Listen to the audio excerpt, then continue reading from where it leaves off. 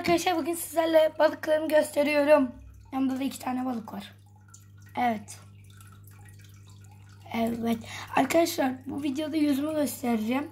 Demiştim 15 abone olursak yüzümü göstereceğiz. Sağ olsunuz. Siz yaptınız. 15 abone yaptınız bizi. Evet. Arkadaşlar.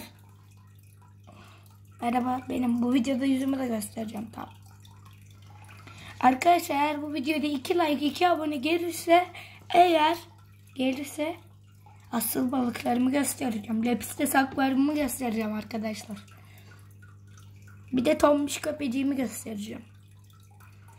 Bakın arkadaşlar bir tane böyle ters yüzen çöpçümüz var.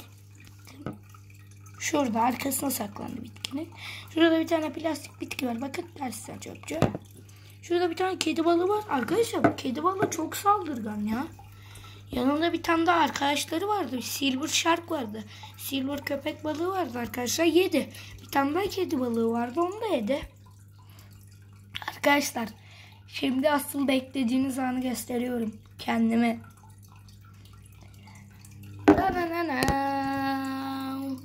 Bakın buradayım arkadaşlar.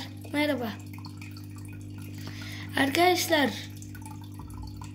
Merhaba. Yüzümü gösterdim. Çok istediniz. 15 like olduk. Hatta 16 olduk. Teşekkürler. Sizin desteğiniz olmadan buralara gelemedik. Ama daha da büyüyeceğiz arkadaşlar. Neyse. Kendinize iyi bakın. Hoşça kalın.